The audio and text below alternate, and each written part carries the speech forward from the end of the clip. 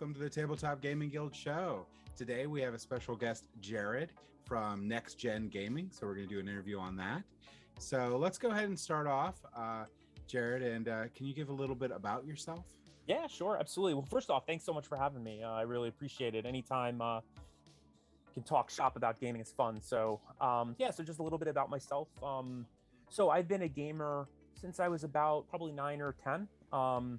My dad was and is still both a historical war gamer, but also into things like Warhammer 40K and things along those lines. So I kind of grew up in a household where gaming was kind of the norm. Mm-hmm. And while I've kind of dipped and dove, so to speak, within gaming, as I got older, so there are times where I've done it a lot. There are times where I've taken a step back, so on and so forth. It's always kind of been a huge, part of my life. And the other thing, the professional side of it, is that I'm a school teacher. So I started teaching at the university level, like the early 2000s, and transitioned into working for independent schools. And I started working at a school in 2007. And I'm not going to go as far as to say that I've done a ton of tabletop wargaming in the classroom, but I do use games quite a lot as a history teacher. So the worlds kind of both came together. So, like I said, it's just a huge part of my life, both my professional life and my personal life, particularly like when it comes to next gen and stuff like that. Historical miniature gaming is something that I've never really been into. Evan on our group here is our historical miniature guy. Cool. But can you just briefly explain, like, if someone's playing like Warhammer, is it just simply like a historical based miniature game? Basically, I would assume that there's going to be more like rules in a historical based game to try to make it historical. Is that sort of the idea, or is it just all different?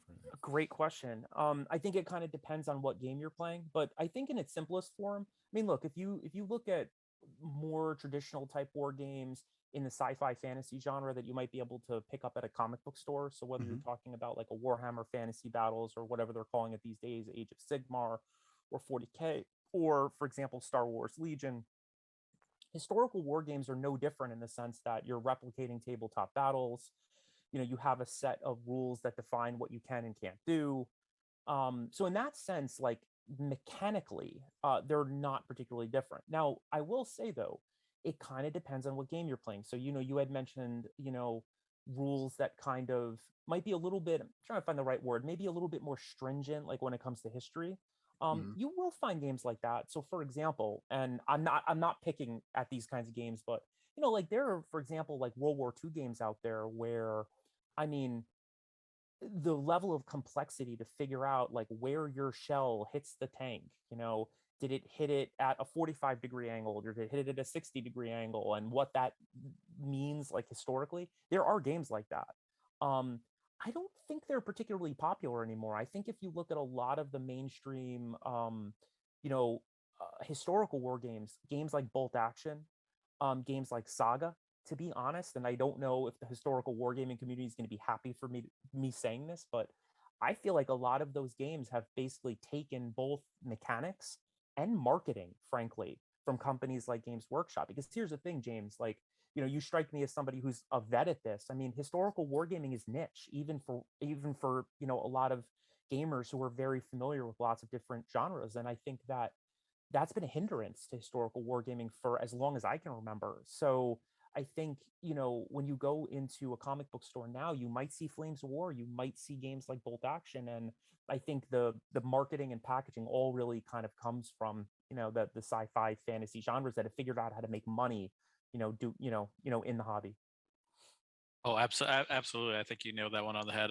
One of the previous conversations we had a couple podcasts ago when we talked with Tony from Little Wars, we talked about going into historical wise, you have to have a passion and an interest in a certain period of history. And being a history teacher, or like myself, that's, super generic history buff, there are going to be sections that you're going to be interested and you're going to love. And there are going to be sections and parts that you absolutely just not care about. I'm a huge fan of American Civil War, a huge fan of World War II. Huge fan of Vietnam. Absolute zero interest, and this is almost sacrilegious for a lot of the wargaming community. Zero interest in Napoleonics. Mm-hmm. So it is very niche that you're going to be selecting a certain time frame that you're going to be going with. And then on top of that, the Games Workshop model has been working for many, many years, going into that style skirmish-esque, where I can buy a box or 5 boxes, and that is my army, and that's what it is. And it's been so successful for so many years that companies like Warlord Games has cashed in and goes, this is exactly what we're going to do because it works for them. And if you look at how much money they're making, it's proof of concept. Absolutely. Yeah, these companies, you make everything. You make the dice, you make the measuring sticks, it's like a one-stop shop. So yeah, I think you nailed it on the head. I will say though, it's interesting, I do a lot of talks about gaming, and especially at school, I teach a couple of classes on game-based thinking. And you kind of have to ask yourself, why are you playing a game, right? I mean, so for example, if you were playing Bolt Action and you just simply replaced all the historical figures with Legos, would you get the same vibe? And I would probably argue that for people who really like the history part, they're not going to. I mean, you're still going to probably enjoy the mechanics of the game, but it's like you said, if you have an interest in something, if you don't have an interest in Napoleonics, even if the game is the greatest game ever written, you might still not like it. In the same vein, like, I know a lot of historical war gamers who look at stuff like, Space Marines, which I'm not a huge fan of Warhammer in general, but I love the lore. So it's like, even if I don't like the game, I probably would play it if friends were playing it just because I think Space Marines are cool. So I'm thinking, and jump in if I'm incorrect here. I mean, are we talking like stuff like Squad Leader, games like that, like Avalon Hill games, or Jutland or stuff like that? Yeah, me personally, I really can't think off the top of my head of a ton of games like that I enjoy. I do like the artistry of it. I like looking at miniatures. Now that said, though, there are a few games like I don't know if you guys have ever heard this game, but the Command and Colors series. There's a bunch of these games. About the ancient period, the medieval period. I do like those, and those are kind of like, they don't use chits, but they use like little blocks and stuff like that. I can definitely get behind that. Also, as a teacher, those kinds of games are much easier to run in the classroom, whether you're kind of doing a game club thing or, maybe you're trying to highlight something, from, let's say, ancient, warfare. It's just so much easier to run that than, bring like a big miniature setup. So Plus, it's cooler when you have all those big miniatures out and stuff. yeah, and don't get me wrong, like there is definitely something appealing about chits and stuff like that. But it's like anything else. Like for me personally, I just didn't grow up with those particular kinds of games. I was always into the miniatures from a really young age, and I didn't really get into board games. And truthfully, I'm not even right now that much of a board gamer. I'm much more of a miniatures player, and truthfully, role playing is my favorite thing ever. So like I've been running different RPGs for 20 years at this point. So same storyline, same everything, just different players. So that's a good segue into HMGS, Next Gen Gaming. Yeah. Can you tell me a little bit more about that? I can. So let's start with the HMGS part. So HMGS, if you guys have interviewed the Little Wars guys, they're pretty familiar with this group. So HMGS has existed, I believe, since the 70s, mid 70s, and it's really like an organization based around the idea of holding conventions. And I don't mean that in a negative way at all. I mean, I grew up with the organization being a little kid, so they're a group of really sort of avid historical war gamers that wanted to get together, and it kind of built up into this thing where not only does the East Coast have, big conventions like Historicon and Fallen and Cold Wars, but there's also an HMGS Midwest.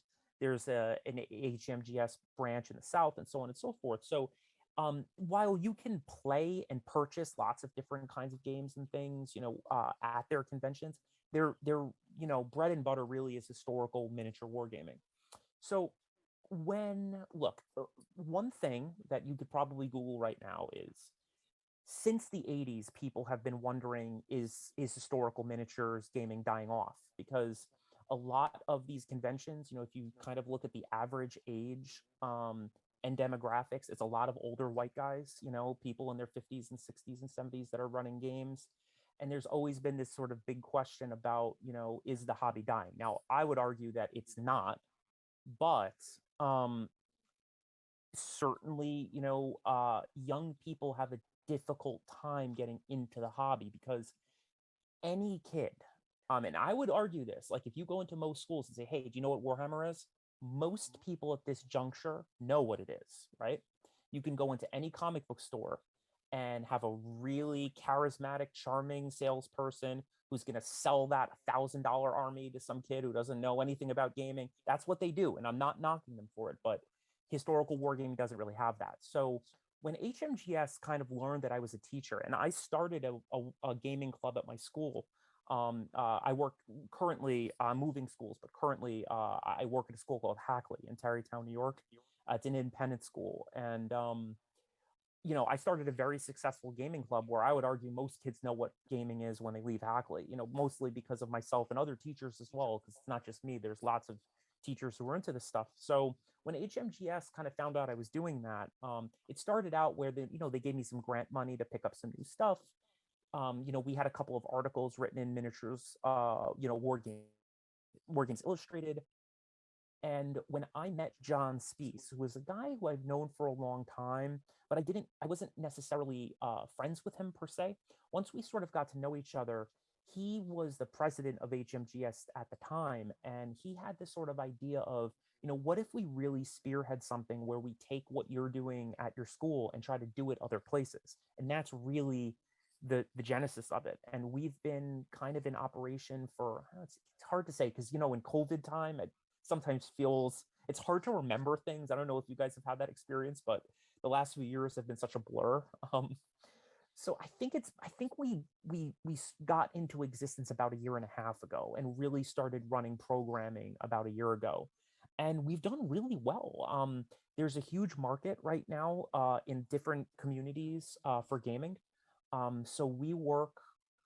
Let me back up for 1 second. What we do is we run gaming events. I mean, that's really at the core of what we do. So myself and a couple of other people, we're kind of like the board, so to speak. And then we've got facilitators, people that we know who are all kind of invested in the same thing, which is getting kids and even adults for that matter, get people gaming and give people a platform to do this kind of stuff and bring people together as well. Bring people together, from different communities, because again, you just click on a couple of news sites and we have a lot of fractures in the United States, over so many different lines. And what I've always sort of noticed is that once you put dice in people's hands and get people at a table, the kinds of conversations I've seen with my own eyes, you really get people who start breaking barriers down, becoming, buddies and friends, and just enjoy each other's company while rolling dice, So our market essentially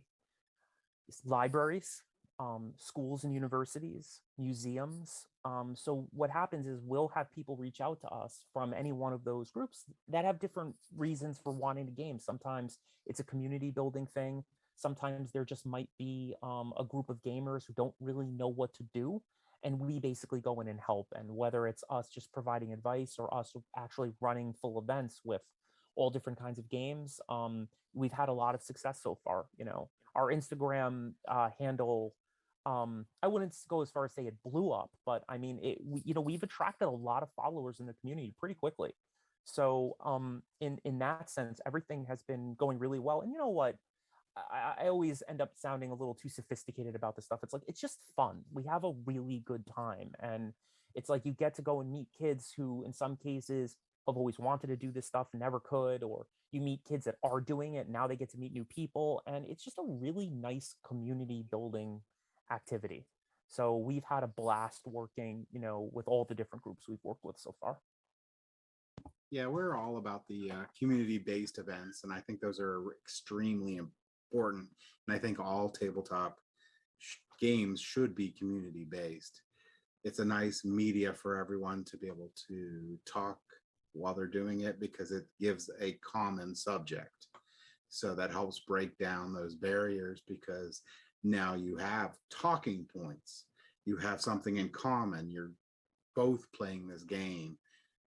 And I've met a lot of people I would never met my entire life, because I've gone to conventions or we had our community game days and I just met people. And it was great. I really think that's a good approach and a good mission. Yeah. So big question would be, so you mainly run these, they're mainly like at schools, or do you do like bigger conventions, or do you Yes, we do everything. You do everything? Yeah, we do everything.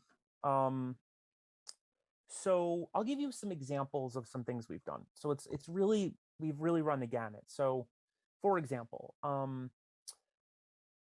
not this summer, but last summer, we put together role-playing campaigns, like where students that I've trained to run a good game of D&D.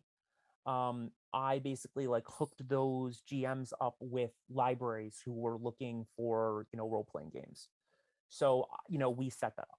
Other kinds of events at libraries, we'll go in with 2 or 3 miniatures games, we'll get 20 kids, we'll play, have lunch, talk, do all of that. So that's another example. I've also run more academically minded things. I shouldn't say I mean, it's really the team. We've run stuff at Yale, like where we went and met with their military history club and put together a game, World War II game. We did something similar at Westchester Community College. And again, they're in the academic sense of things, they're always a good gateway, because here's the thing. And I'm always a little bit concerned about this. And maybe I'm too sensitive, I don't know.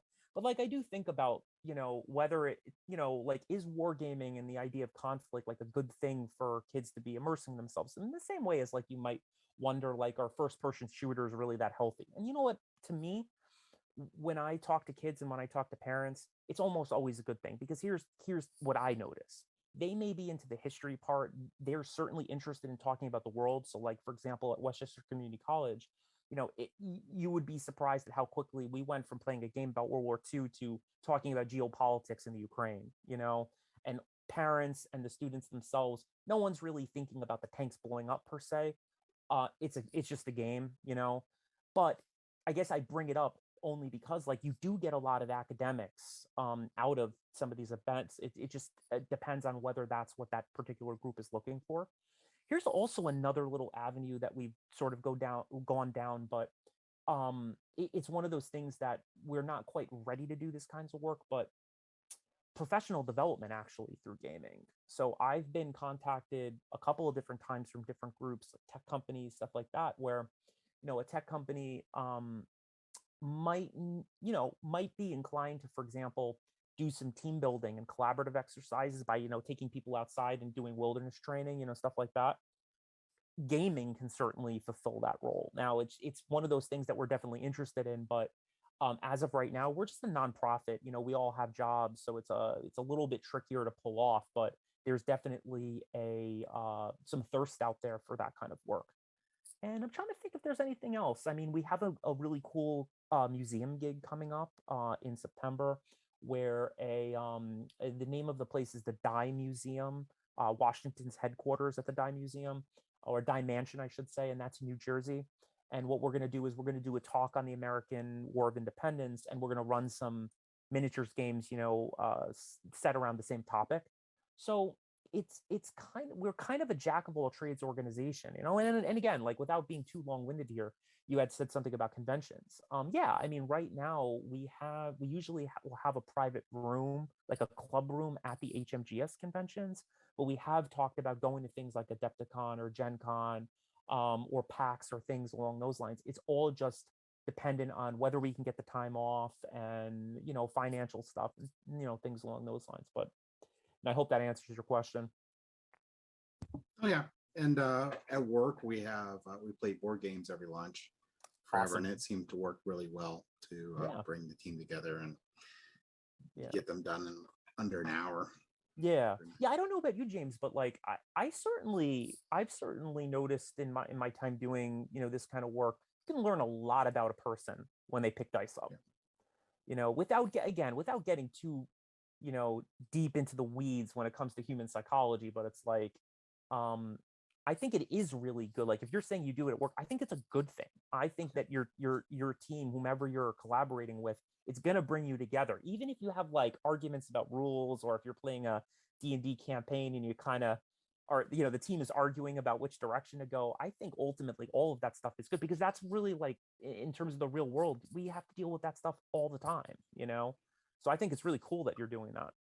Yeah, we could bring out a game of diplomacy and everyone will be fired by Oh, the end of the dude, day. we play diplomacy all the time at my school. And I'm just looking at everybody's faces. It seems like you're all familiar with diplomacy. Yeah, I like that game a diplomacy's lot. a good one. So I did a or I shouldn't say I did. I do when I run my class on warfare and the evolution of warfare over time. Diplomacy is always a game that we end up playing, especially when we do the World War I era. So it's always a good learning tool. Yeah, it's really cool that you talk about leadership programs and stuff, and the blending of like wargaming into that. I mean, you look at the United States military started off using chit games for leadership evaluation and tactics training, and have moved into actually playing miniature games. Like you see it consistently in news articles, them of games of like bolt action and different things like that, where they can teach squad-based tactics to these guys coming out of NCO programs, and we can evaluate what kind of leadership skill they have without actually putting people in harm's way. Yeah. And we are able to do that on a 4x4 table, and that can just translate. If they can do that for someone that's going to be leading soldiers, we could do that for somebody else that's going to be in the corporate world too. Are you able to take this group of people and instruct them and lead them into something else? Yeah, for sure. It's a great way, and it's a great use of a hobby like this. Yeah, for sure. When you were talking, it got me thinking a little bit about somebody like Jocko Willing, who's a bit controversial for a lot of good reasons. I've listened to his podcast before just because I really like military history. So it's like he'll bring interesting people on. But I know that's kind of what his company does. The name is escaping me at the moment. Um, but they do a lot of that kind of work. Him and his old SEAL buddies, they go out and work with businesses. Look, I've kind of done, obviously not the same kind of work, but I've presented at conferences before where, again, like you can use pen and paper simulations or role-playing simulations to get people thinking exactly about what you're talking about, like the idea of leadership. Like, for example, I don't know if you've ever heard of Nasaga. They're an organization devoted to game-based learning, and a couple of the teachers I work with, we've gone a few times, and we ran a great simulation for them about leadership and decision making, in which the players, all the people that attended the seminar, they basically took on the role of Roman senators, and we took the real story of Gnaeus Popilius, who was a ambassador during the days of the Punic Wars, and we kind of took the old, I don't know if you've ever heard of the drawing a line in the sand story, like where basically Popilius drew a line in the sand and basically told Antiochus of the Seleucid Empire, look, I know I'm one person, but if you cross this line, like you're basically going to war with Rome. And legend says the army kind of turned around and went back. So we kind of took that story and put it on its head, and basically were like, well, what if he did that without senatorial approval? What if he just went rogue and did that? And the whole idea of the simulation was the Roman senators had to figure out what to do with this guy. So it was actually pretty fun. Like they all got character sheets. They all had what we call gravitas, which I can't take credit for. My teaching partner, Mike Canarino, is the one who came up with this. But like this idea that every character kind of has like a starting gravitas rating of how loud their voice carries in the Senate. And that number could go up and down depending on how well they do in the game. And what they kind of would have to do is like kind of broker back and forth, trying to get what they want in terms of what's going to end up happening at Popilius. So it was a really interesting little role-playing scenario. I played Popilius, so I role-played him, so they got to question him, which was hysterical and fun. And yeah, you can take those kinds of skills and take them right to your job. So if you were, because a lot of this is going to historical miniature games, it's like the focus. You do D&D or RPGs on the side too. But if you were to tell someone that is interested in playing historical miniature games, but has never touched a miniature and looking at this daunting hobby where you have to go get your miniatures, you get your rule set and stuff, what would be a good starting point? What would be your advice for someone to not get overwhelmed and to see about the hobby and see about getting into it? Awesome question. Because you nailed it immediately. Like it is daunting, right? I mean, it's one of those things that can feel really overwhelming. So my advice would be this, like to anybody that were interested in doing this. So I would start small. I would pick a game, and there's lots of them out there. I would pick a game that does not need a ton of miniatures. um Something that you could paint up 50 figures and be able to play the game. That's probably where I would start if a newbie was sort of coming up to me and asking for advice. So let's hold that on one hand. Another direction that you could also go is you could go and find some of those games that have pre-painted miniatures and things like along those lines. So what kind of jumps out to me immediately are games like Wings of War, Wings of Glory, where you get a, painted plane and you still get the feel of a tabletop, miniatures game. Or for example, their Age of Sail game, which is, all about like Napoleonic sailing ships and things along those lines. So you certainly, could go in that direction as well. The other point that I would make is going for something like Memoir 44, which is kind of like a cross between miniatures and board gaming. I would probably start in one of those three areas. Another thing is I would take advantage of the internet. Um, you guys had mentioned earlier, somebody like Little Wars TV, like where they're getting massive amounts of hits on their YouTube page. I mean, they're getting sometimes 20, 30, 40,000 views. The internet has revolutionized gaming. So for example, why go to me, when you could just hop on their page and watch entire tutorials about painting, entire tutorials, about different rule sets and things along those lines. The other thing that I would say too about the internet is the fact that, there's so many people who will do rules reviews on YouTube, unboxing, step-by-step painting, sessions and things along those lines. So I feel like utilizing the internet in conjunction with your own interest, I think is a good way to sort of start. And a final point that I would make about this too is like, when you're thinking about games that don't require a ton of figures, again, if you look at something like Bolt Action, if you're into World War II, you could play that game with a few squads, a few squads per side. If you can find somebody who's interested in playing, or maybe you go to a comic book store or a gaming center and see if you can find people that are interested. So games like that, games like Saga, which require a very small warband, um, games even like Flames of War, which is another, one of those fairly popular sort of mainstream historical war games. I think going in any of those directions could be a good start. And then look, if a person then really gets into it, then you go to a gaming con and you start seeing all the different, manufacturers, because that's what's really different about a lot of historical war games where it's old school, where somebody will write a set of rules, but it's not paired with a particular miniatures line. So for example, if you go and search out like Old Glory miniatures, they have massive 25/28 millimeter, collection, that you could buy just about anything, from those guys. So if you really get into it, that's the route that one could go down. So in board gaming in particular, there's definitely been a trend where, classically speaking, if anything was educational, it was considered probably a bad game, in the old days. Whereas, because it was usually either like a reskin or, they put the history in and then they put the game in the last minute. But like lately, you've been seeing more and more games that are really actually well designed games that they've tied in this, they've made major effort to tie in the educational value. Have you been seeing that same type of trend in miniature gaming and RPGs? Yeah, it's a good question. I mean, so tackling the RPGs part first, I mean, I don't personally play a ton of historical RPGs or anything like that.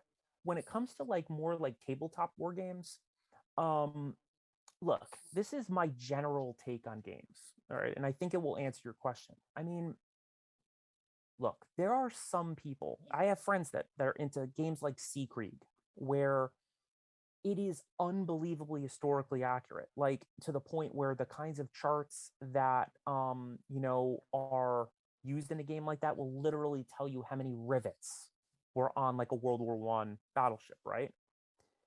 For some people, they're really into that. So it's almost like what they're playing the game for is to see reality come to life. Now, other people, might, and I'll put myself in that category. Why play? Like, if you know what's going to happen, if all of the mechanics are designed so that history is replicated, just read the book. So to me, I always look for games that balance a number of different factors. I want a game that feels right.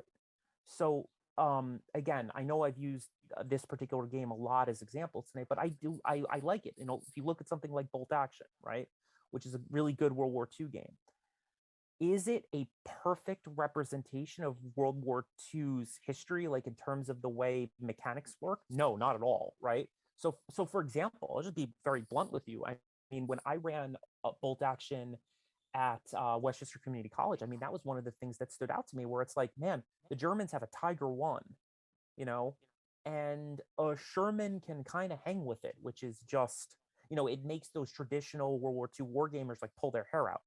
But the game still gives enough of a feel where it feels like I'm playing a World War II game and not a World War One game.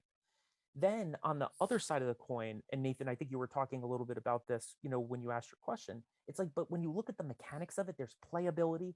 Players have to make decisions. They've got to think like a battlefield commander. I love games that do both of those things well. That's usually what I look for. So to answer your question more directly, I do think that you're starting to see more balanced games. There's just not a lot of people that want to pour over charts and then thump themselves on the chest at the end of the game, say, wow, man, that really was accurate. I mean, there are very few people that I know that are into that. People want to play something that is fun. If you're rolling dice and the dice don't really mean too much, it's like playing a bad role-playing game. And I am horrible with this because I've been running games for so long that it's hard for me to turn that switch off. So when I'm playing D&D with somebody or Vampire the Masquerade with somebody, and it's like I'm listening to them narrate and we're in a combat and I can almost be like, okay, I know exactly how this is going to end, so I may as well just not roll. That's a problem.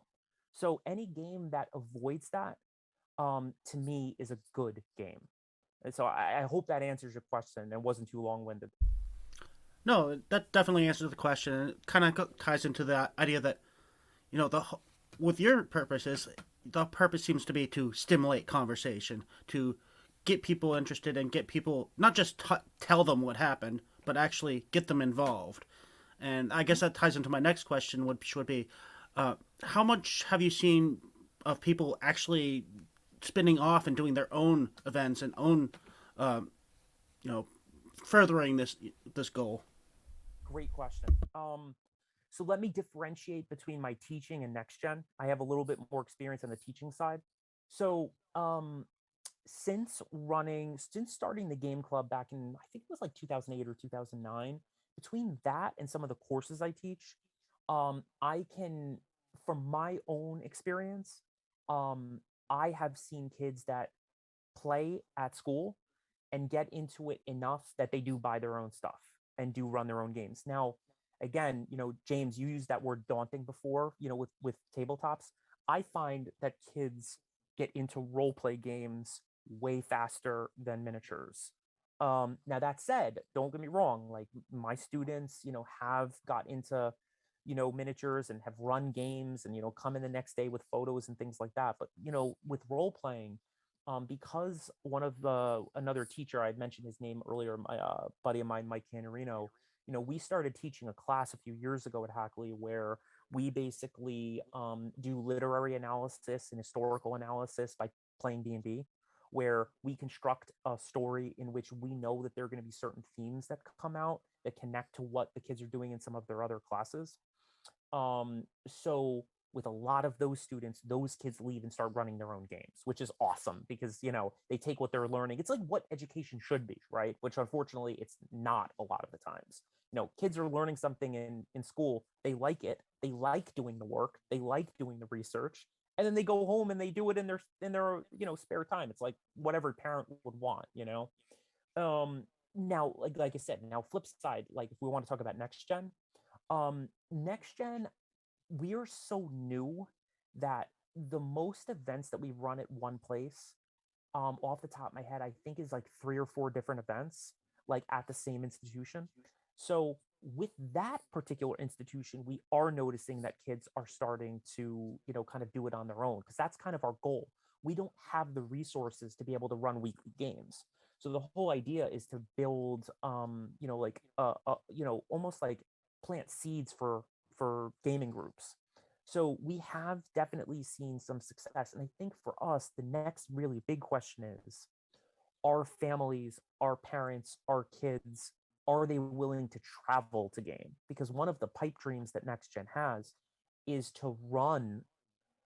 We don't know what word it's going to be. Is it a convention? Is it a conference? Maybe it's a little bit of both, where we actually bring these communities of individuals together in one place. Now, whether that's for educational purposes or painting clinics or actual just straight up gaming, we are still kind of in the process of thinking about that. But that's a bridge that we'll need to cross when we're ready to cross it. Oh, you have to let me know when you actually set it up and Oh, have a definitely. convention going, because that'd be really cool to show It for. would. And again, I sometimes can be a little, I don't know, I sometimes over sophisticate things. It would just be fun. Like if like just boiling it down to its most simple form, getting 100 different players from all over. I'm from New York. I'm going to be a Connecticut resident in, very soon.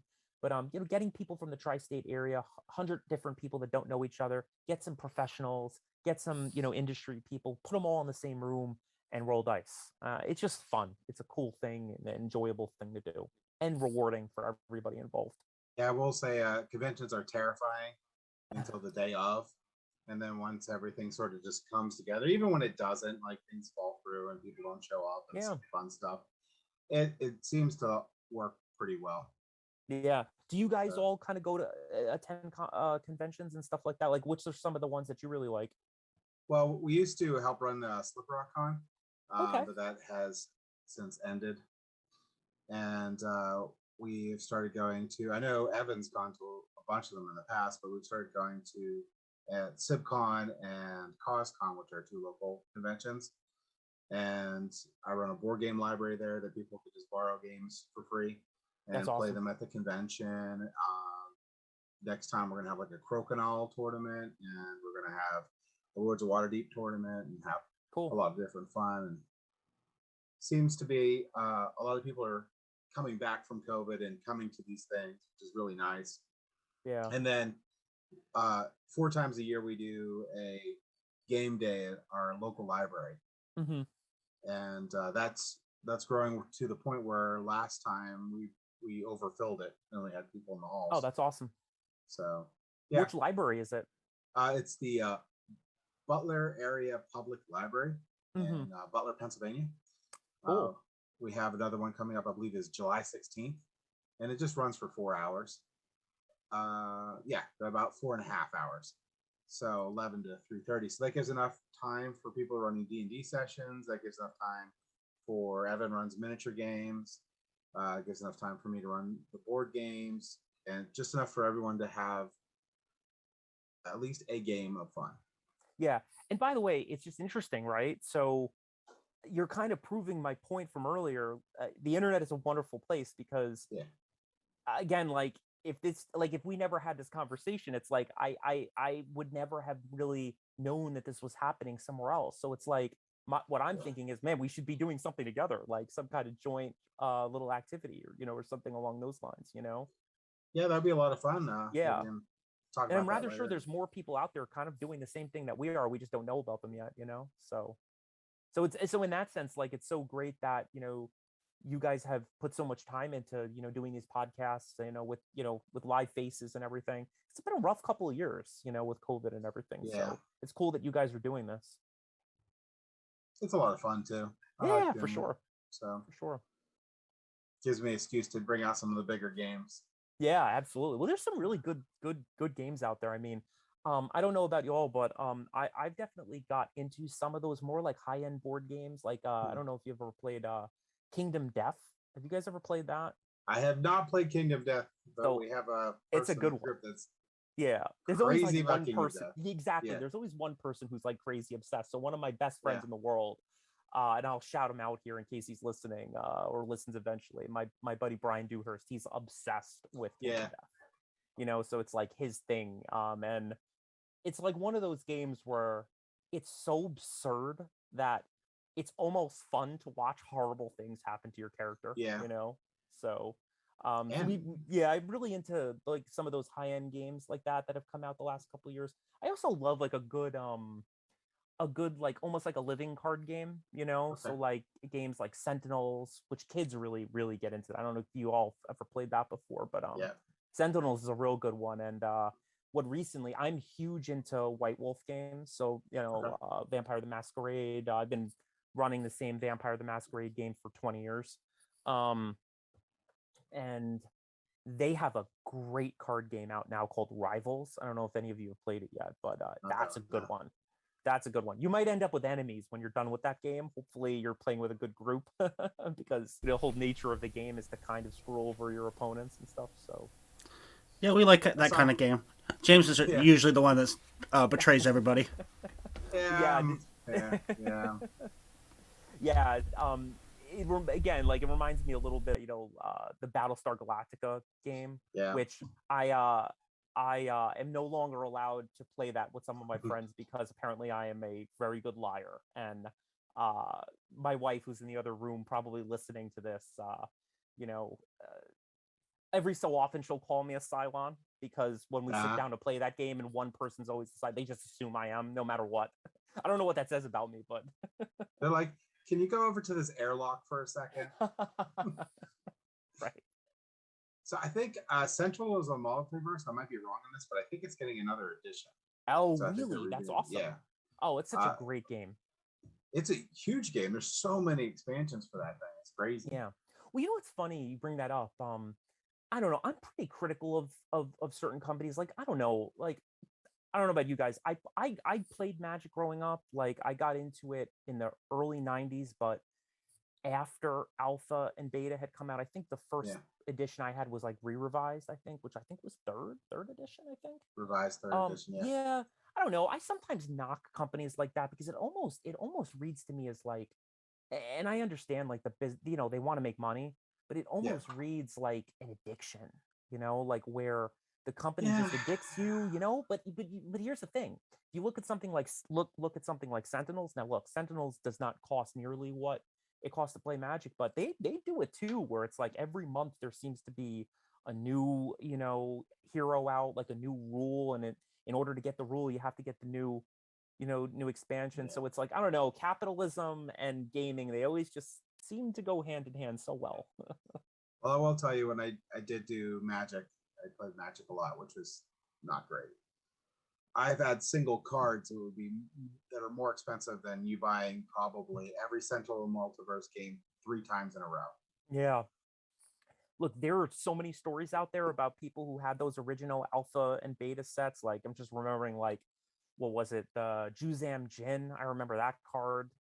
People paid for college by selling their Magic collections. It's really unbelievable, you know, what those cards are worth these days, you know. My friend from work, he has like $20,000 to $30,000 decks. Yeah, oh my god. And we're just shuffling them and playing with them. They're triple sleeved or whatever, but yeah, still, you know, just like there's a door there. Yeah, I'm gonna run. No, humans, we're a very funny species. It's like, yeah, you know, what our priorities are. It's like the entire Southwest is like dry. And I shouldn't be laughing because it's not funny, but it's like the entire Southwest is like drying up and people are out there with a Magic card worth 20 grand, you know, like those old Moxes and things like that. It's just really, sometimes it just makes your head spin, you know, so. Yeah, a piece of cardboard being worth that much, it's just crazy. I don't know. Crazy. It is a good game though. In a lot of ways. It does fire the brain up, right? It does, but it's very expensive because I did modern, Yeah. and they would cycle out and new ones would cycle, so you're constantly spending like $60 to $100 per card to make your decks a Yeah. lot of times. Yeah, I know people back in the day, like they would almost like photocopy cards. I remember people doing that, and like obviously you couldn't use it. I don't think you could use them in the real like Type 2 tournaments or anything, but I know some people would do that. I guess you could play online too, but it's not really the same. You don't get that sort of tactile feel, I guess. Almost more expensive to play online than it is. Oh, to see, play. I'm so ignorant when it comes to that. I assumed it was free, so that what does that tell you about me? But yeah, no, they're all about the money. So Yeah. but I still got to get that Twilight Imperium 4th edition game now. It's been like a year and a half. I think you'd probably like that. Yeah, I've never played that game before, but I've heard a lot about it. Yeah, it takes about 8 hours to play. Oh, really? But it feels like 10 minutes have passed by the time you're done. I find that the older I've gotten, I have less patience for the long game. Mhm. I actually, I like to run games that can finish in a couple of hours. Also too, I don't know about you, but I don't know if I have the attention span for it. And honestly, like a lot of my players too, like it's not that they get bored. It's just I don't know, just sitting down and playing Axis and Allies for 9 hours. It's just not as appealing in them. It's almost like how I hope I don't offend anybody, but like how archaic baseball seems these days, like where and the MLB is just trying to do everything that they can because it's almost like it's almost like anachronistic, like it almost like doesn't belong anymore in like a weird way, and they're trying to modify it so that it plays faster. So, you know, Yeah, I could definitely see that. So I used to play Axis and Allies all the time. yeah, it's But interestingly I played it like once. So, Oh, did you really? like it? I liked it in the 90s Yeah, when there wasn't much else around. yeah, Um, yeah, But I don't think I'd ever play it again yeah. because it's just old. There's just so many better games out there. I can Yeah. just hundreds and hundreds of examples of games that do the same thing better in a shorter period of time. But yeah, in the 90s, was that or nothing? That and Risk. That Yeah, or those Risk, and it was definitely better than Risk. Yeah, Yeah, those are those 80s and 90s gateway games that got people to get into more gaming, and it did a fantastic job at it. It did what it Yeah. was supposed to, and got people going into more and more games. yeah. It's funny you bring that up. I remember playing like Battle Masters, which I again like I hopped on Instagram. I'm not like a big social media person, but it's one of those things we kind of had to do for next gen.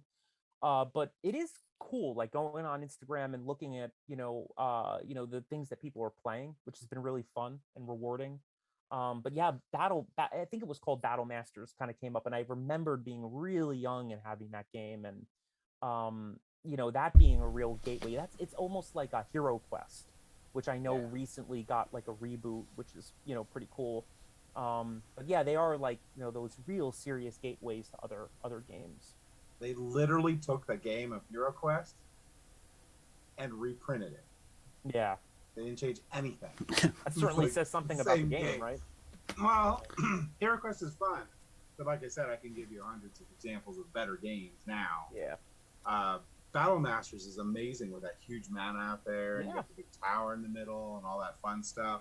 Yeah. But I think Battle War is better now.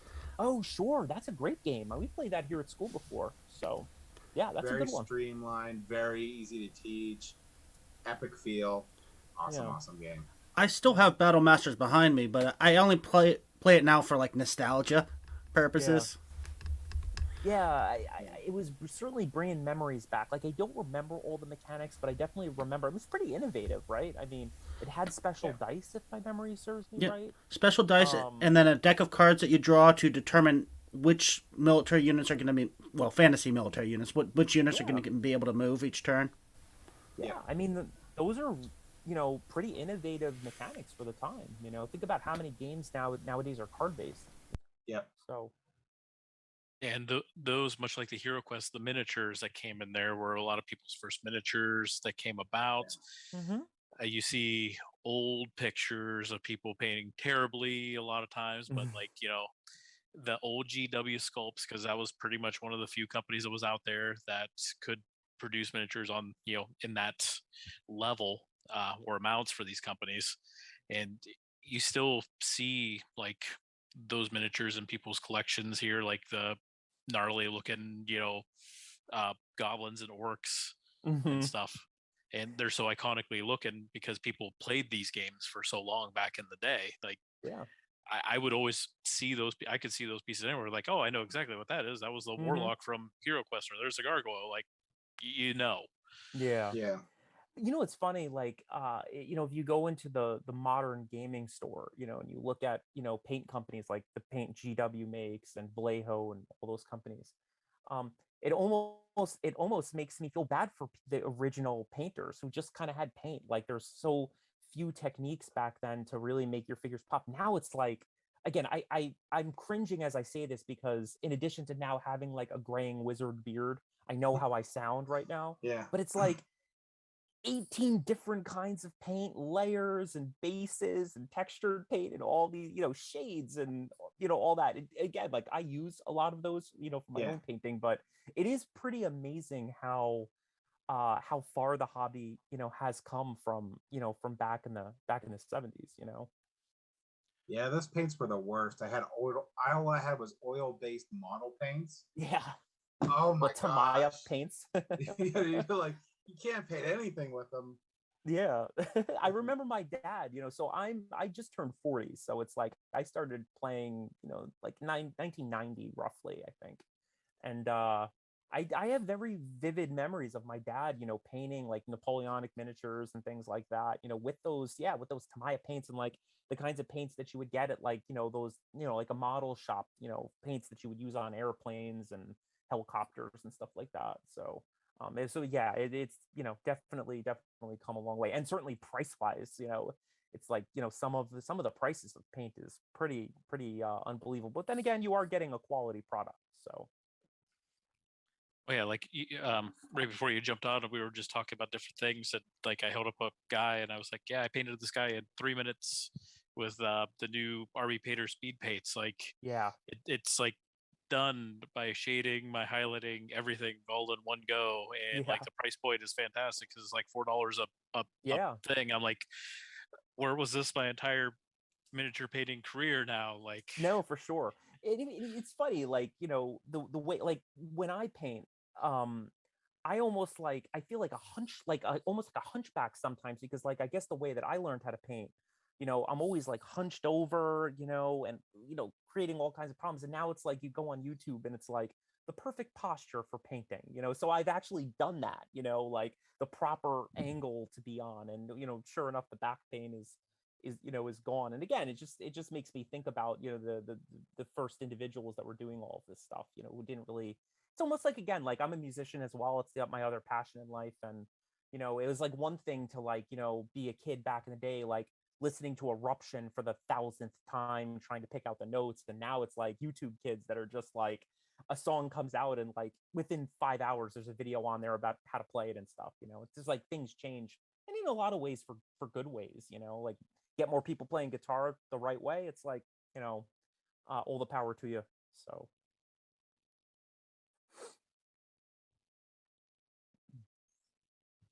All right. Well, I guess I'll be up now. Uh, sure. so well, actually, we could do this way. Becca, I know. Have you ever played a miniature game? No, actually, I have not. I've seen them many times at the local conventions, so SibCon and CosCon, but I've never actually played them or anything like that. I was wondering if you would have ever played that Dragon Wing D&D one where they had dragons. It No, was I've never based played off of that. the same system that uses the Star Trek sort of Attack Wing. miniatures. Attack Wing. So No, I never played those either. So would there be any miniature games that you may be interested in or have a question about?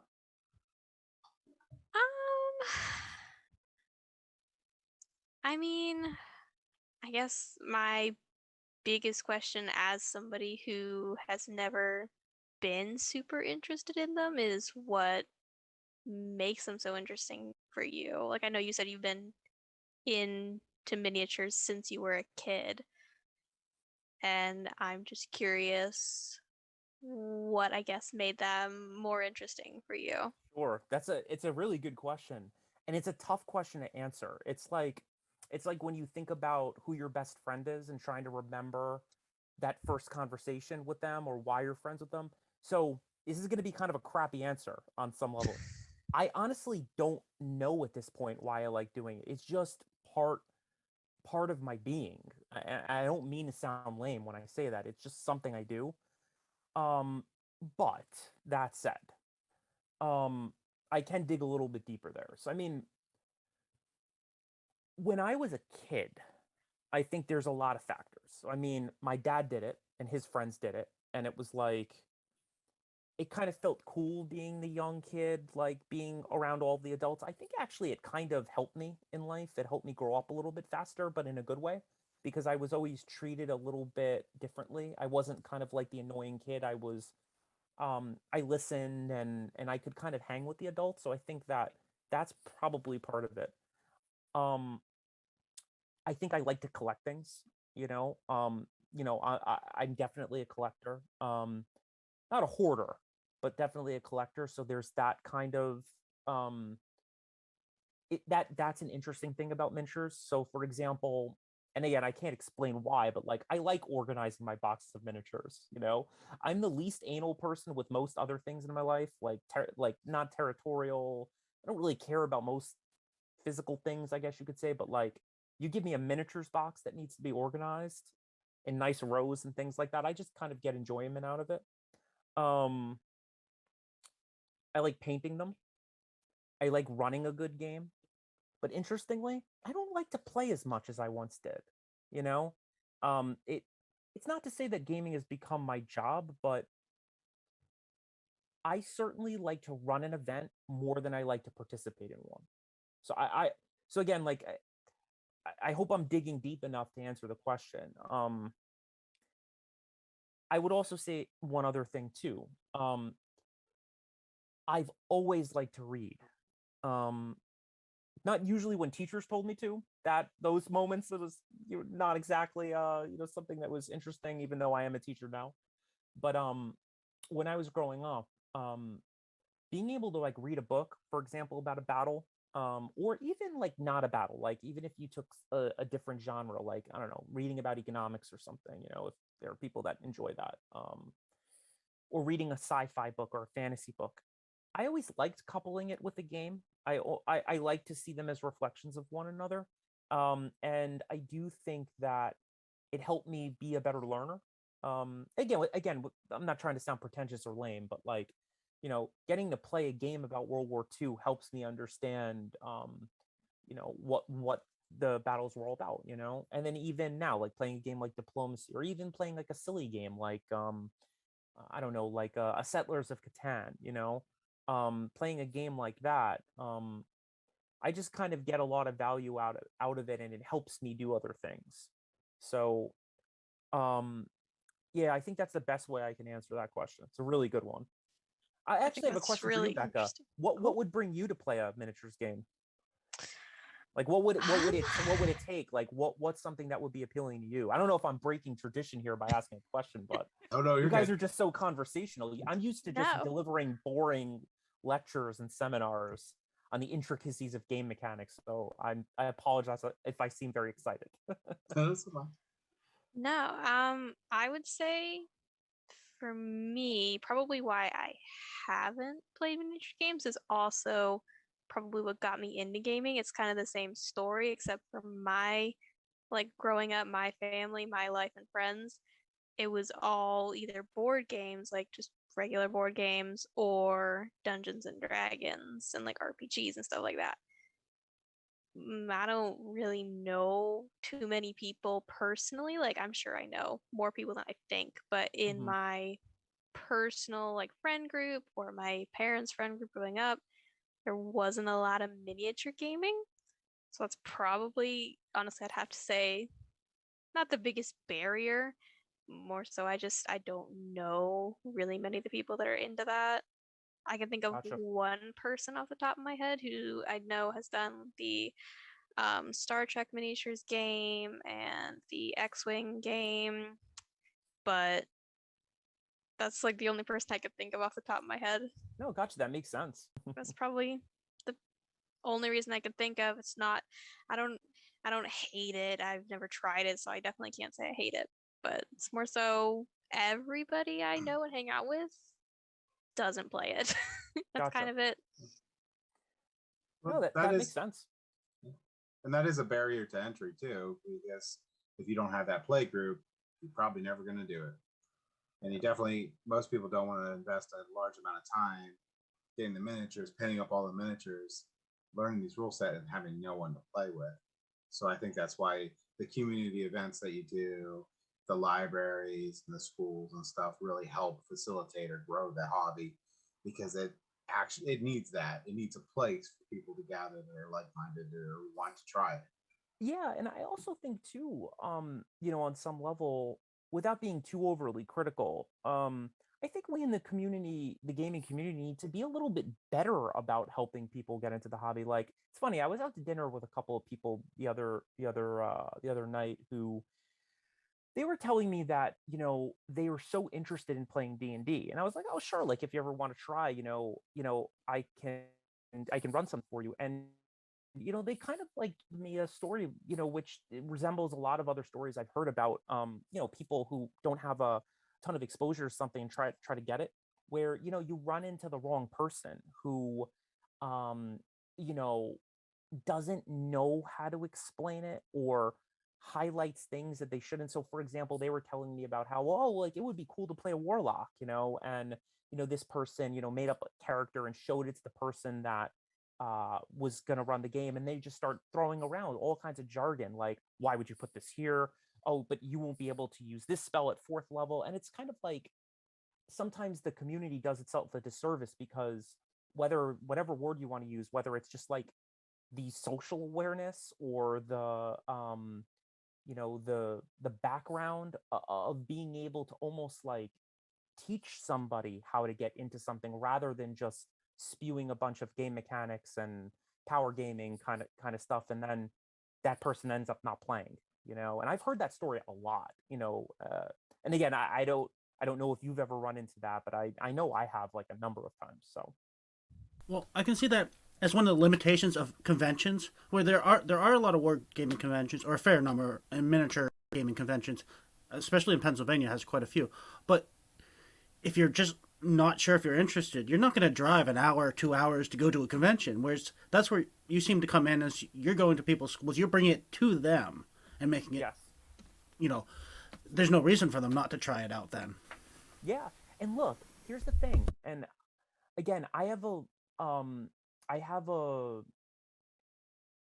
sort of like limited knowledge of this, just because like I don't necessarily travel the country and see every, convention. But look, a lot of the conventions that I have been to, they're not exactly beginner friendly. And again, like I don't necessarily fault the organizations, and I don't fault the members either. You're going to a convention not necessarily to bring somebody new in, but like you want to go and have fun. You want to go and see your crew. There might be people that, you get to see once a year, and it's like that's what people are thinking about when they go to a convention. So Nathan, to your point, I would like, to for next gen to be a kind of fixture where the organizers of the convention, or the members, or whomever is attending the convention, they don't have to necessarily worry about almost like having a job of like making sure that somebody gets into a good game. Like I feel like that could be a role next gen plays really well. So for example, this happens at a lot of teaching conferences that I go to, where if you've never been to the quote unquote conference before, there's like a special sort of like training that you do on the first day, and you get kind of integrated into the larger community. And that would be something that I'd love to see conventions do, whether it's HMGS conventions, or even those more like like Adepticon and stuff like that. So Yeah, I completely agree with that. That's actually one of my goals for when we trying to help out CosCon and SubCon locally, is to have those game tables available teach people how to play those games, get people into the games, and just be a friendly, open environment. Yeah, I think it's important. I will say though, I mean, some companies do a good job of doing like demo games, but that's more of like a, to me, like it's more of like a money making thing, you know. Yeah. You know, like I've seen those kind of like, let's just be honest, like not so great games, you know, like 10 miniatures on the table, and it's really just about, you know, jump starting somebody in and being like, here, buy the starter set, you know.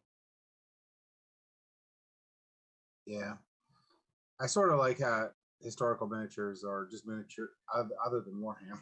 Mm-hmm. I like games where you could just, if you want to buy a set of miniatures set in a certain time period, you can play anything in that time period with those miniatures. Yes. Doesn't matter. Absolutely. Yeah, that is one thing about, you know, historical gaming that does differentiate it, because on one hand it could be a limitation in some ways, at least in terms of getting people in, but it does, you know, provide a little bit of freedom. And again, you know, Becca, I failed to mention this earlier, you know, with that awesome question that you asked. I love reading rules. Um, Not to say that I'm too into like game mechanics per se, but I do love looking at different authors like interpretations of like the way a game should go. It gives me ideas about how to run things. So again, like, you know, James, like to what you're talking about, I like being able to sit down with 5 different Napoleonic rule sets and be like, oh, like what is each author going for? What am I going for? What's my audience gonna like? So that's something that you know, has always been really interesting to me about gaming in general. I would say the same thing about role playing games as well. Yeah, the benefit of reading all those books is when you have those different sets of books, they do share a lot of mechanics. So the more of them you read, the more easier it is to understand and get through those other rule sets. Definitely. At least I find that with board games, because I can fly through rule books now because I'm like, I know exactly what you're saying. Absolutely. Okay, go ahead. You want to say something? Oh yeah. So I was gonna say, so like one of the cool things, like, you know, to come in from like, you know, my perspective on like miniature games, um, is when you look at the key is trying to find something that you're really interested in. So like one thing, you know, to say like if you like Star Wars, one thing that could be really cool for like miniatures is you take, you know, the Battle of Geonosis that happens in, you know, the Star Wars movies. You know, you could play an RPG where you're playing one Jedi that's in there. Pretty cool. Or you could play a miniature game where you control all the Jedi, which, you know, to me sounds really cool. Yeah. Or you could even go one step further and you could be at Yoda level where now you're controlling the Jedi and the clone troopers against the separatists. Or Yeah. if you want to be onto the opposite side, like it just gives you that one step further possibility of what can I do. And you know, and you can do that with the historicals too. Like, you know, I'm interested in World War II. Well, you know, could I do better commanding the D-Day invasion? Could I? Maybe. I don't know. We'll see what the dice and everything says. Yeah. Historically, playing that, the answer is no. I usually do very, very much not so well. But you know, that's what draws me into miniature games itself. I mean, it is daunting to get into it, but it's kind of part of the fun too. You know, I kind of like assembling and painting all that stuff. But the getting down and to look at it and go, wow, I'm actually controlling, you know, 15 Jedi over here, or I'm controlling this flight of, you know, F4 Phantoms. Mm-hmm. It's just, it's such a really cool thing because that's something that me, you know, a guy that works in an insurance office will never ever do. Mm-hmm. You know, I will never fly a fighter jet. I'll never be on the shores of Normandy storming it. I will never, you know, have the metachlorian count to, you know, control the force. Mm-hmm. As much as cool and awesome as any of those might actually be or not, Yeah. it gives me the opportunity that I'm able to do that in such a larger scale that like an RPG could never really do for me. Mm-hmm. Yeah, for sure. Yeah, the scalability of war games is really fun. You know, whether you're playing an operational war game, to me, it just always comes back to what kind of game are you looking for? What kind of, level of thinking are you looking for? What do you want out of it? In the same way, like if you're playing a role-playing game, it's the same kind of question. I know people who, exactly what you're saying, Evan, like this idea that I would never act X way in life, therefore when I create my role-playing character, I'm going to do all of those things. So I definitely hear what you're saying. And when it comes to World War II, there's just so many great games out there. I mean, playing a game like Rommel, who written by Sam Mustafa, that's such like a very heady operational war game. Whereas then if you take a look at something like, there's just so many games out there. Trying to think of the game by Two Fat Lardies, Chain of Command, a game like that, Yeah. which is just so small, and it's so much more about squad on squad versus like the idea like you're talking about, which is like more of like that huge operational thing, like I am in charge of the D-Day landing. So every game is going to produce something different. And you're right, like that's what's really, in particular with historical war game, that's what's really fun, because you can really make it into anything you want. Because the thing is like you can do that. And again, I don't know, I'm the worst when it comes to bashing Warhammer. Like I really am. I know that I am. I'm like a recovering Warhammer person from back in the day. But there's not I know the game has tried to be a little bit more scalable in recent years. Like they've definitely caught on like the idea of like playing a game like Kill Team, or doing like the Apocalypse style game. I mean, they definitely tried, but I just don't know if they do it as well as some other game systems, at least just in terms of taking like a core game and then either scaling it down really low or scaling it really high, for something much bigger. Yeah, I agree with that. Yeah, So they don't do a good job of that, because they go, look, here's like this game that you can play within it, and that's great, and the price point is not terrible compared to the miniatures. But then they go and take that and they go, oh, and by the way, you can use all of these miniatures in our bigger game now too.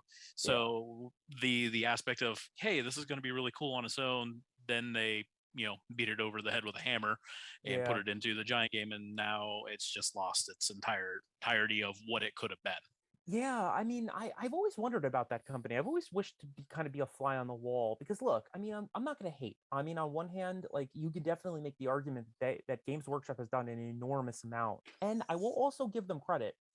They went through a period, it's hard to remember exactly which edition, but they like really started listening to their, fans and, the people that buy their product. And I will give them credit for that. Like where back in the day, it's just so frustrating, like where a codex would come out and like you would have to convert everything because they didn't actually make the figures, and you'd have to sit around and wait. So I will give them credit, like they're much better about like how they bundle things now and things like that. But at the same time, one of the things that I always wonder is like, what actually drives their rules changes and codex changes? Is it really that somebody's sitting there and saying, well, we could really make this a better game? Or is it just literally the nature of what they do? Like they have to change if they're going to be a company and make money. Which again, like, it just sometimes surprises me how people feel like they're getting almost like taken advantage of, but they just keep going back and back and back and back. I think the answer to that question is, if you look at the latest edition of stuff that's coming out, and the biggest thing that people are talking about and absolutely are bashing Games Workshop is, and it's number 2 for you, because the size creep that happens with it. People are going and seeing that the basing for a lot of the stuff that's going out is 0.5 millimeter bigger, and you have to rebase now. Yeah, and the only reason for for 0.5 millimeter to make you have to buy that, to me, says it's number 2. Yeah. It's it. The worst part is like the lore is so cool. All of that stuff is great. And again, like I try to be as fair as I can. I mean, I had some good times playing that game, but after a while it just, it just became a bit much. And I would also say too, the level of competition, I'll just speak for myself.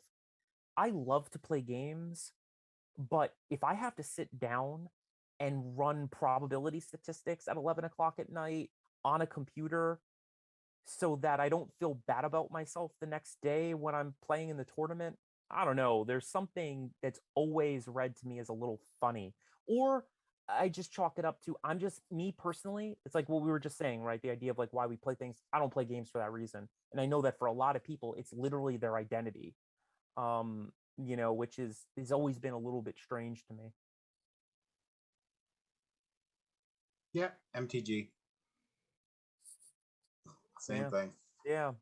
That's been weeks and weeks researching and net decking and figuring out how to modify it slightly and figuring out what decks other people would be running or probability of running, and then creating sideboards and then adjusting the day before. But you know what though? See, again, I'm going to contradict myself now, because the way you're describing that and the vibe that I'm getting from you is that you probably really enjoy that, and you're probably not an awful person to play. Like, there's something very powerful about that. There's something very powerful about sitting down and using all that brain power to kind of accomplish that. Like, that's the sad part. I guess maybe there are just some people who take that, like the type of people who are going to throw dice, like, or the probability, like the numbers didn't roll out the right way in Warhammer, and it's like their day is ruined because of it.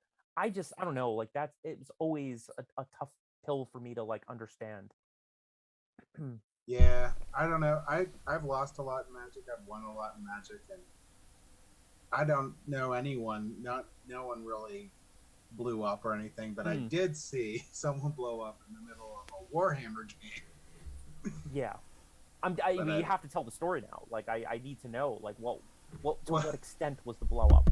Well, we're having a tournament on there, and there's tables behind there that we're doing Warhammer on, and I just finished on a game, and I just hear a whole bunch of yelling, and he basically like sausage fingers his entire squad, or at least most of it, crushes them in his hand, and throws them at the table, and it destroys some of the landscape that the one guy made. So yeah, it was bad. He got kicked out. Yeah, he was red in the face. He was just mad because apparently he just rolled and died. Yeah, that's rough. But yeah, it's what I'm saying. Like, I don't know, like I said earlier, you learn a lot about people when those dice get into your hand, and people also sometimes change. Like, I'm not even saying I am definitely not a perfect gamer. Like, my kind of thing is like, if I'm playing a game and I start to do very badly, all of a sudden like a different part of my brain opens up and I find everything humanly possibly wrong with the game, like with the mechanics or whatever, that's like my tell. And then when that happens, I know that's probably not the game for me. I could say that, like, you guys ever played Blood Bowl? Yeah. Blood Bowl. No. Yep. So Blood Bowl. So back up. Blood Bowl is one of those games where there's something about that game. And for those of you that have played it, I don't know if you've ever felt this way, but like, there's nothing more defeating than losing at Blood Bowl. When things go bad in that game, things just go really bad. I still want to give it a try. I know Evan kind has of a bad. set. It's epically bad. It is a game bad. You like every time you play it and you lose. It's like your favorite sports team has lost the big game. Like, you're so emotionally invested into it for some like more so than any other game I don't know why, but you're right. You're just true. Like, why did this happen? Yeah. And then the worst is when you're playing against somebody who's really good. Like, I have a couple of friends who are just, these types, like just the savant gamer, like the gamer who like reads the rule book and it's just, they figure it out. And for me, it's like one of my, again, if he's listening, my buddy Dan Garcia is like one of the smartest guys I know. Playing Blood Bowl with him and him apologizing every time like he kills one of your players, and he's so mean to apologize, but it almost makes it worse, to the point where it's like I am like a 30-year-old man at this point, like practically in tears, because like my self-worth has been destroyed, in this game of Blood Bowl. So I guess, Becca, what I really mean is you should absolutely give this a shot. Like, you should definitely try it at least once. It's basically football with Warhammer fantasy teams, like, mummies and vampires and elves, like all playing football against each other. So yep, they can level up. You can create a perfect team with perfect characters, and then someone can come in there and kill your star player. Yeah, they turn into a smear on the pitch, and it's just Yes. fantastic. And you're just like holding your die, going, Yeah, it's one of those See, games. You had me with the fantasy part, and then you mentioned football, and Well, here's I the don't thing. know. Truth I'm be not a told, big football person. neither am I. I think like I like certain sports, but football is definitely not one of them. There's just something. There's a savagery to this game that I just think is like unrivaled. In many other games. I guess maybe next to Settlers of Catan. That's an argument inducing game, at least with the people I play with, where once you really get into it and somebody's close to winning, it's like it gets a little cutthroat. It's like Monopoly, my opinion. Like, I'm almost gonna win. Anyone want to? Nope. Yeah. Nope. Yep. No one's ready. And then there's always that one person at the table who just feeds the person that's winning, and they don't even know they're doing it. Yeah. At least that's in my group. Yeah, that's when you kick their chair, like, stop it. Or just insult them and just try to get them to stop. Now, granted, for all of you listeners out there, the savagery that you hear coming out of my voice, it's not the way next gen events run. I'm like a teddy bear at those events.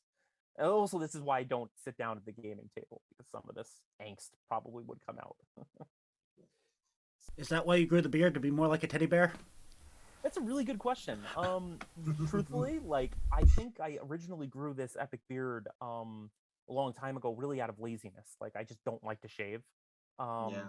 And the thing is like, this beard has been a long, I mean, like, I shave it down here and there, but it's the kind of thing where if I shaved it, I don't think people would know who I am unless I talk, because I do have a kind of a distinctive voice, I guess. But I don't even know what I look like anymore. So, and it was worse during COVID. It was like really, let's just say, like, if I went back in time, and I was on a Civil War battlefield somewhere, I probably would fit in. In fact, my wife and I did, I don't know if you've ever gone and done this, like, where you take like the old school photograph, dressed up like as somebody back then. And I definitely could convince people that it was a real photo. Like, oh, this is like, my great, great, great, great, great uncle or something like that. So Your beard's too long if you can't eat soup. yeah, it can be difficult sometimes, more with the mustache, because like it kind of droops down.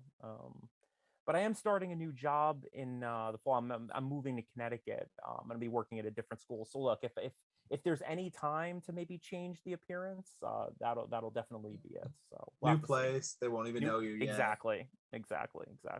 So, but then again, I might also look like I'm 20 years old again, if I shave. So we'll have to see. There could be advantages, like, no, we that don't is want true. a 40-year-old. We want a young person to teach classes. That is true. But then again, the age thing goes well with being like the old curmudgeon-y history teacher. I think it does kind of, sort of fit. But you never know. We'll see. We'll have to see. Yeah. So, any more juicy questions, or are we hitting that time? I think we're pretty good. But I just wanted to say thanks for letting us do this interview. But I wanted you to say, like, where can people find you? Sure.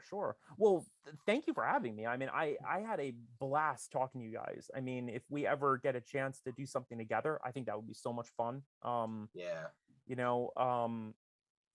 But in terms of like where to find us, so there's a few different ways to get in touch with us, a few different ways to find us. So on Instagram, that's where we've been doing a lot of posting, and I tend to run that board. It's the handle is HMGS and then an underscore nextgen_inc. So we do a lot of posting there. We also have a pretty professional website that is www.nextgengaming.org. So if you hop on there, what you'll find is our kind of like just like model, our sort of model for what we do. So you can get information about our mission and some of the people that work with us and things like that. And if you look at the very top of the page, there's a little drop-down menu for our blog, and that's where we really write about and document, all the different things that we do. So I would say, if you want to find out more about us, you can basically go to any of those places. Now, if you type in, just because I've done a lot of interviews and podcasts recently, everything from like, talking about, again, like Russia and Ukraine, a trip I, ran to, Jerusalem a few years ago and the state of Israel. If you type my name in, Jared Fishman, on YouTube and just type in that along with like podcast or interview, you can pull up other places where I've talked about next gen. So that is definitely, a way to kind of get a little bit more information. Yep, and we'll put all your main links in the description for this video too. So Awesome. it'll be Very easy for cool. everyone to get those. And I just really, really appreciate your mission. I think it fits with us. We're all about helping the community find gaming and getting those experiences, because life is nothing but experiences. So good experiences, enjoying the company of new people, and creating a good and dynamic community. So I really appreciate that you guys, or that you're doing that with your group. And I hope to have it on in the future. And I would love to do something collaborative. Oh yeah, that would be great. I would come on back on the show in a heartbeat. I so much enjoyed speaking with you guys. So I also like the format as well. So absolute blast. So thank you. Well, to all you out there, thank you for watching. And like I said, check down in the description below for all the links on here. And if you like this video, please subscribe and make sure to follow us. Good night.